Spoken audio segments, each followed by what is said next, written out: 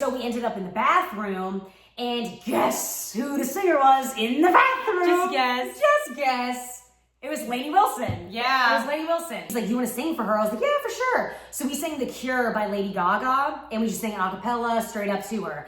She was blown away, and she said, oh my gosh, you guys are amazing. Can I videotape you?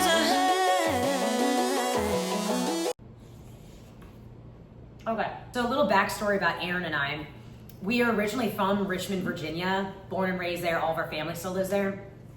And growing up, we've just always had a passion of being singers. Music's always been our passion. That's what we've always wanted to do. I mean, our parents drove us to, auditions, and we auditioned for America's Got Talent and Disney Channel and modeling and all that kind of stuff. Barbizon models. You guys have heard of that? Ashton Kutcher, I think that's how he was founded, on Barbizon models. Yeah. But I mean, we did all those things growing up, and I think as we got older, probably into like high school age, I think that's when we started to really think about like really seriously. And like, oh, we want to make if this we really career. want to do this and we want to make it a career, then how do we do that? In high school, we were part of show choir for all 4 years of all 3 years. Sorry, you couldn't audition as a freshman.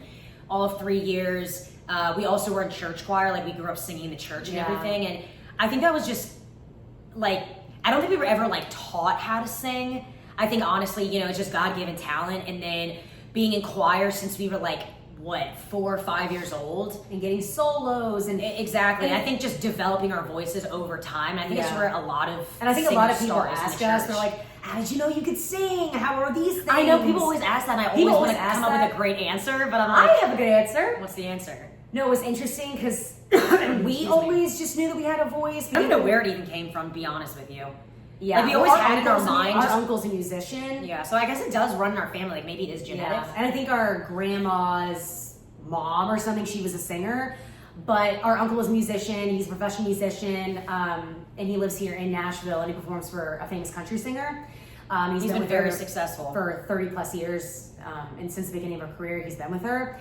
But I remember when we were in 6th grade, and we did a 6th grade talent show, and that's when, and we sang Somewhere Over the Rainbow. That was always our go-to song. Yeah, we sang an a cappella together.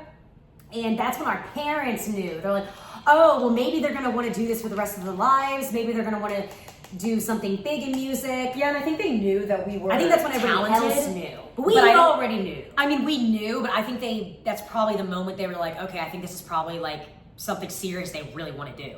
We graduated and we ended up going to community college, so we ended up staying. Everybody else pretty much went to big universities and all this stuff. I mean, when people graduate, everybody just goes their separate ways. Everyone like just go do their own thing, you know? For us, I remember at the very end of high school, I'm like, well, I guess I'll kind of follow what everybody else does. So Megan and I ended up going to community college for 2 years. Mm-hmm. And during that time, we still wanted to pursue music. We wanted to do something big in music. That was always the goal.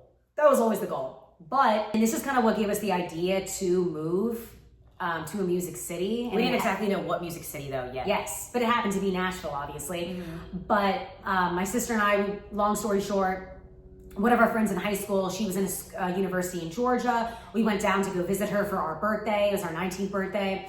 And we all went to a bar that night. It was like an 18 over college night. And while we were in there, there was a singer who was on the stage. And as girls do, you kind of wind down the end of the night, you end up in the bathroom, right? Because you got to touch up your makeup, got to do your thing. And so we ended up in the bathroom, and guess who the singer was in the bathroom? Just guess. It was Lainey Wilson. Yeah. It was Lainey Wilson. And this was back in what, 2017. No, it was 2018. 2018, 2019. And it was during that period. It was right before COVID. It was during that period. And we were all in the bathroom together. And she was the singer that was on that stage. You know, she was just hopping around like state by state, just singing the cover songs, the original songs. And we were in there, and our friend who we were visiting, she's like, we always call her our hype girl. And she told Lainey, she was like, oh my God, you're the girl that was up on the stage singing. You need to hear my friend sing. I was like, what? She's like, you want to sing for her? I was like, yeah, for sure. So we sang The Cure by Lady Gaga, and we just sang a cappella straight up to her. She was blown away. And she said, oh my gosh, you guys are amazing. Can I videotape you? I was like, oh, sure. So she videotaped us. And to this day, where's that video? I know. I'm like somebody. We don't know. Maybe she still has the video. I have no idea. But that night she told us, she's like, I live in Nashville. I've been there for a couple of years. I'm trying to make it, all these things. Yeah. And we're like, oh my God, that's what I want to do. And that night she followed us on Instagram. And to this day, now she's Lainey Wilson. To this day, she still follows us. And I'm like, thank you, girl. You're a real one. Anyway, and that kind of gave us the courage. I'm like, oh my gosh, maybe we should move to Nashville. So then, long story short, message back and forth with her. Message back and forth. We get to know what she's done, Right. how she lived in the trailer for 3 years. She mentioned all those things. And how she actually like made it here and the things she kind of did to like navigate the industry. Yeah, and how she kind of did all that stuff. We come back to Richmond after that Georgia trip. And on a cloud nine. On cloud nine, we're like, oh my gosh, mom and dad, like we need to move to Nashville. We need to make it happen. And so But that if I'm took like being 3 years to make it happen. Yeah, and if I'm being Set it honest up with you, to get here. Anybody who's watching this, for me personally, she can share her story about it. I was extremely discouraged because I just don't think it was something. I mean, our parents and family have always supported us. It just wasn't a dream that people just have. Like, oh, I'm gonna go, I'm gonna drop everything and just move. You have a dream like that and you want to chase it, you can accomplish it. And yeah, and I feel like everything that's happened with us so far, it all kind of leaded up to this point. So. Yeah, and I feel like for her, it took her a little bit of time to actually think, oh my God, maybe like I actually would move to Nashville. Whereas for me, I was gung-ho. I was like, I'm making it, it's happening, I'm moving, and I'm doing it. Because I just always, I mean, her and I were Christians, and we always had a higher connection with the Lord, a higher connection with God. And I remember the only thing I could think of was like, okay, well, I really want to move to Nashville for sure. I want to do that, but I didn't know how I was going to get there. I didn't know how I was going to sustain myself. I didn't really have a plan. I didn't have a plan. All we had was the dream, and there was no plan. No, there was no plan. I didn't know what the heck I was like, doing. the dream will make it. Everything's good. Literally. So I would always pray about it, and I had a day job at that point too. We both did. When we were in Richmond. And so I prayed about it constantly. And for me, the way that my relationship is with God, if I pray about something, it's really crazy. It's maybe like a minute later that he gives me the answer. And for me, I've had multiple answers from other people that were around me that were basically saying, move to Nashville. Move to Nashville. Like it was clear as day. Clear as day. And I mean, I could talk honestly, about that later on, but... Yeah, and her just sharing the stories with me, I mean, I'm sure you were scared because hearing it sounded scary. It's like you know your dream, you know what you need to do, but you're like, no, I don't want to do it. Because you're just, it's unknown. But it's a fear of the unknown. But I almost feel like for me, at that point, I'm like, well, God's the one that directs my life. And so I prayed about it, and every single time, and I remember I got 3 clear answers from him, and to move to Nashville. And it wasn't, and Meg and I thought, like, oh, New York, Los Angeles. Yeah. We were kids when I was 16. I wanted my parents for us to drop out of school and be homeschooled And go to move to Los Angeles for our music. Because I was like, I swear we'll make it. But then now looking back, I'm like, maybe it wouldn't be good if you had like child stars or something. I mean, I'm pretty sure it could have happened. But we had 2 older brothers too, so it's not like they could just we're drop one our of lives. 4, and my dad was the breadwinner, so it's not like he could just drop everything. And for Megan and I, just moved to Los Angeles with our 2 older brothers. That just didn't seem realistic at all. No. And LA is really expensive. Yeah. So basically, it was like the cards were for us to move to Nashville. And Nashville at that point, and everybody, when they think of Nashville, it's Music City, country music, and we're pop artists. So I was like, you sure, God? Do you really want me to move to Nashville? Because what if I can't find my people there? You know what I mean? It comes around to August 2021, and that's when we pick up everything, and we got the apartment, we got the job. It was August 27th of 2021. It was when we landed here in Nashville, and we didn't just land, we drove 9 hours. What do you mean landed? Or like settled, I guess. Yeah. But yeah, it was... And I do have a picture of that, and we'll post that right here for you guys if you want to see it. But it's like the last picture. Zing. It was the last picture that everything was packed up. Our beds, twin beds, double stacked on top of each other in a trailer behind. No, we never got, my dad's Yukon. We never got a queen bed until literally until 26. We're now 27. We're 27 now. We slept in a twin bed all those years. Yeah. We got the job. We got the apartment. We never toured the apartment. No, here, we didn't even know. We didn't even know where it was. We literally like, ooh, this looks affordable, and it was downtown in Nashville. So we were like, check, sign, seal, deliver. It was in Midtown. If anybody watching, Midtown in Nashville. Yeah, that's where it was, and that's what happened. So we drove 9.5 hours with Mom three and her separate dad. cars. Megan had drove her car. I drove my car with my brother in it. And then our parents drove with basically like a trailer pulling our I drove stuff. the whole 9 hours with AirPods in. Yeah. And then finally, I had to. Finally, when we saw the skyline and we got to Nashville, I was we're so like, "Oh my scared. God." Remember that moment though? And Mom and Dad like driving away. What the heck am I going to do with my life? Yeah. Literally. And then, literally 3 days later, I started a new job. I knew nobody.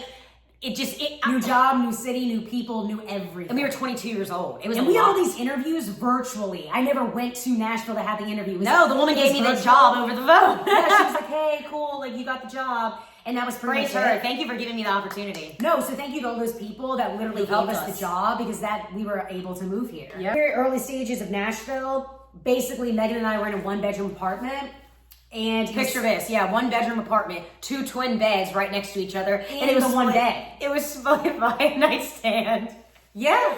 Yeah, Basically. we lived like that for 2 years. The We first lived 2 like years. that for 2 years here in In Nashville. Nashville. And, you had to make sacrifices because we didn't want to live out on the outskirts of Nashville. We wanted to be in the scene, in the music scene downtown. First couple of months when we were here and we were trying to figure it out, basically what we did was we just got out there. We literally went to Music Row, Demumbrian Street was really big back then. Also, The OG Live Oak.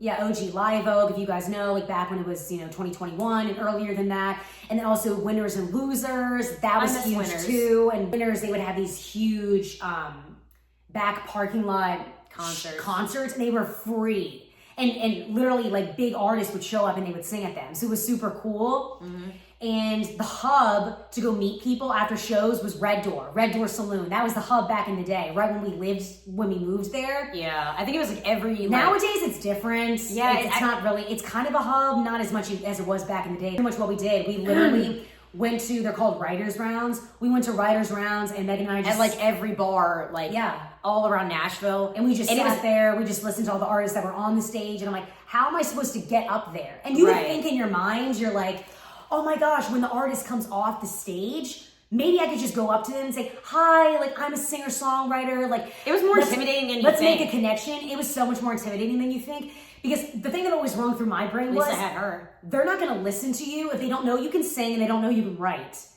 Because you're not the one up there singing with them, so it almost felt like weird to go up and say, hey, like I'm a singer too. I don't think that they would take you seriously, and that's what we thought. So we almost were like, how are we supposed to get up there? It takes one person to get in the I would scene. say that. It only literally takes one person to like literally open the door for everything.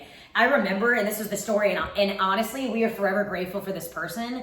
And I don't know, I will never forget them, everything that happened. I remember we were at Live Oak. It was on a weekday. We clearly had to be up at 5 a.m. for our day jobs.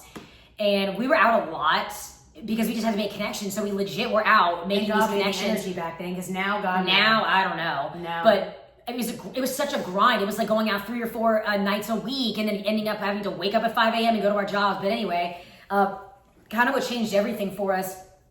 I remember sitting at a writer's round. I don't remember exactly which one it was. I don't know if it was Magic Hill Artists. I don't remember. Maybe it was Magic Hill Artists. Maybe, because I know Tracy. Like every round kind of is sponsored by somebody, and there's always a person in the industry, basically. In the industry, and there's always a person who puts on the round. Maybe it's like a tiny little company that puts it on. And they have sponsors. Like that's they have how they're making sponsors, the or money if it's and like an stuff. artist development company that puts it on. Not So everybody, basically- but that person has connections. Right. So basically, Aaron and I were sitting in the audience, and there was this one guy. It was his turn to start singing. And in a writer's round, people don't know, it's 4 people up on stage, and each person goes down the line To sing your original to sing their own original songs And that you they sing about wrote, 4 songs in a set. which is for an hour. Yeah, it's for an hour. And then the next set comes So up. four songs per person. Anyway, and this one guy, I will never forget this, because I've personally never seen anything like this in my entire life. It was his turn to sing. Right when he opened up his mouth, he was like, yeah, so I wrote this song about my wife of 12 years, and she cheated on me. Yeah. And him saying that, I was like, oh my God. I mean, I felt just so heartbroken for him. But I was like, someone is that vulnerable to go up on a stage and say that in front of people he doesn't even know. I was just, that's just the magic of Nashville. And I thought it was so beautiful. He basically was like, yeah, guys, like, my wife cheated on me. She's actually with another man now, the one that she cheated on me with. Yes. And I had 2 kids with this woman. I gave her my whole life, my whole heart, and she freaking crushed me. And you're like sitting here like, oh my gosh. Because we never see anything like that. I've never seen anything like that. Because Nashville is such a different, it's just such a different it's community and vibe. Exactly. And then after that, I was so touched by, just his story and his song that I ended up following him on Instagram. And then I think I ended up DMing him or he ended up messaging me, but he was the one who introduced us to the lady who gave us our first writers round. Yeah. And then after that, after we had our first writers round, I don't want to interrupt you, but guys, I will say this. You know how long it took for Megan and I to actually get a gig here? Like 6 months. Yeah. And I will tell you guys this, you will be so discouraged. I will say this. Our friends, people don't compare your don't compare your journey with somebody else's. Everyone's because journey. I will tell you this right now. Basically, my sister and I, it took us 6 months to get a gig, and at that point, we didn't really play any instruments. And Megan does play some guitar and piano at this point now, but we didn't play any instruments. And we're like, how are we supposed to get in and get a gig? One of our good friends, who we met right when we moved, and she moved at the same time, and this other guy. Try to guess where those 2 people are now. Are they still living in Nashville? No, they don't live here anymore. And they're the ones that got the gigs 2 months in or 1 month in. I'm like, how are they getting what I want? And those people do not live here anymore because nobody can afford to stay here unless you have a consistent income. And it's very, very hard. The whole thing is hard. I mean, chasing your dreams is never easy. Yeah. But that kind of shows you, don't compare yourself to people, because we thought that they had all these things and everything, but then behind the scenes, that one person only lived here for 1.5 years and they had to leave. And then the other person just completely quit music in general. Yeah. And I think after we had our first gig, 6 months, our first gig was at Live Oak. The lady who booked us for that gig at Live Oak, we got off the stage and she was like, yeah, you guys did such a great job, blah, blah, blah. We said thank you and we asked, are there any other gigs that we can do? Exactly. You gotta ask them that. So we're like, yeah, if there's any other gigs you have, she's like, I actually do have one, this Thursday, would you guys be able to do it? We said yes. I'm giving you advice for anybody because my brother actually gave me this good advice before we moved to Nashville, and it's true being here. Remember this, if I could leave you with any advice. If somebody gives you an opportunity and you don't take it, they will never ask you again. Yeah. Because you said no. Because you said no. And in their mind, they're like, oh, well, then I'm not going to ask her ever again. Any opportunity you're giving, you have to take it and figure all the logistics out. We ended up getting that other gig a few days later from that previous one. And then after the second gig, she mentioned to us, she was like, hey, so what are you guys doing this day? I'd love to set up a meeting. And I was like, we're meeting? I didn't really know what she meant by that. Exactly, I didn't know what she meant by that. And she said, I run an artist development company. With another woman. And she said, power. Woo. I know, it was females. And so we ended up having a meeting with them, and I guess you could say they picked us up or whatever, and we ended up that's how we just ended up meeting so many people through them. Lots of writers. Also signed with them. Right. And then we also did a bunch of co-writes and writing songs and stuff. And that's how I think we really just getting immersed in the culture of Nashville. Just getting into the music scene. And knowing what it looks like to actually co-write with people, and then having multiple other people in the room and knowing how to write a song like that. And, for sure. And then after that, I think great people that are part of that for sure. company, 100%. And then I think after that, everything kind of just started to take off from there. But then it's just, there were obviously bumps in the road. There always is. It's never going to be easy. Even to this day, it's still not easy. But it's I would say for the first 2 years, it almost felt like we were running in circles. I don't know. We kept doing the writers rounds. We kept kind of co-writing with country artists, and I love the country artists. I love all genres. But Megan and I are mainly, pop. We're also starting to get into more rock as well. But it was very hard to find that community. Mm-hmm. Probably it took us 2.5 years to find that community. Mm-hmm. And then kind of around that point when we started looking into pop artists and all this stuff, then that's when we got a manager, and she taught us. I will say this too, when you're young and you grow up how we were, you don't know about the industry. I don't know anything about the music industry. You almost see, I want to sing, I want to be on a stage. The first thing that they taught us was, when we moved here, it is a business. Yeah. And long story short, it's just true. businesses have to make money. That's the way that it is. Yep. And when you kind of get to that reality, sometimes it can be kind of like, oh, really? And then other times you're like, okay, well, this is the business and I still want to be a part of it. So you still have to continue to love the music, have a passion for the singing, the music, and the writing, and also being a business person. Because Megan and I... It's a lot. I mean, we're basically entrepreneurs. We're still independent artists. Yeah. Obviously, later on, I would like to be signed, please. But Megan and I are still independent artists, and what that entails is doing everything for our business. Literally. We book our own shows. We do our own social media. We do our own content. Editing, we do our own content. We pick out our producer. We're the ones that go in the studio. We're the ones that arrange the song. We're the ones that co-write with them. We hire the musicians. We're the ones who cover, We're the ones that have to pay them. We're the ones who have to pay for everything. Yeah. And, I mean, your dreams are not cheap. And not everybody's situation is like ours. There's so many people out there that could have like a sponsor. Like once you get to a certain point, you can have a sponsor, and they're the ones that will basically pay for your career. A lot of artists nowadays are singers, but they're also personality. They do a lot of both, and it's very good. If any singers are out there, it's very good to always show your personality because people fall in love with the person, and then they fall in love with your music. That was kind of the entry point of how we got to Nashville and how everything happened, and I would say it was difficult. I'm not gonna lie. We've lived here now. It's an aid for the faint of heart. No, it's not. And we've only been here 4.5 years. 4.5 years. Almost 5, which is insane. 5 in August to think about.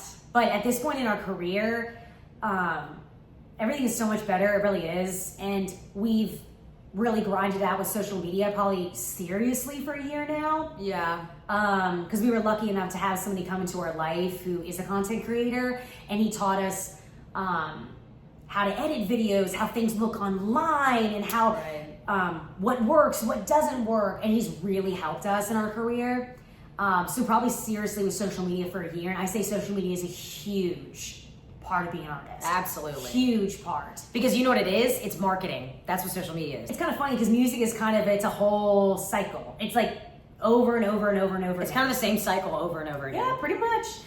You're like, okay, well, when I'm not touring or when I'm not performing, I'm writing. I'm writing to create a new song. And once the new song is done, you go into the studio to record it with the producer who makes the song come to life. Record the instrumentals. Then the song comes out, film content for that, market it, branding. The song, Spotify playlist, try to get on podcasts, try to get on magazines, reach out to PR teams, all of that type of stuff to make buzz about your music. A lot of our producers and a lot of our writers that we write with, it just slowly takes time to connect and network with people. It does. And you really and have don't to be hard on yourself. You have to put yourself out there. You do. I will, yeah. I think if you really, it's just I don't know, her and I just have this, but it's a very like go-getter, like you gotta have a tunnel vision mindset, and it's like if you see something you want, like go get it. Like nobody's gonna want it more or better or anything than you.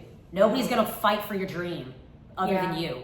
So if you want it and you want to make it happen, you can make it happen. And I do believe with anything you set your mind to, it will happen if you keep your head down, determination, hard work, and drive, and you keep persevering. That's a big one. Yeah. Because you're going to get knocked down so many times. You know how many times have you been discouraged? Yes. Do you think that even like last week? Yeah. Discouraged. But then you just have to really think about like everything that you've accomplished since you've been here. And my dad, he always tells us this because we literally lost track of this for maybe like, the first couple of years when we were living here. I'm like, why isn't it happening? Why can't it, I just want to be, signed already. I just want to be up there, and, make it, I guess. And my dad always said, enjoy the journey. You have to enjoy the journey because it'll be so much worth it when you actually enjoy it, and then you get it, and it happened. I guess that leads us where we are now. We're about to come out with a new single in a month. Just some advice from us, and like we said, on ending this on a good note, that everybody's journey is completely different, and not everyone's journey looks exactly the same, but the end goal is the same. So it doesn't really matter how you get there. Yeah, you'll get there eventually. Everybody will get there a different way. There's not one set way that you can make it.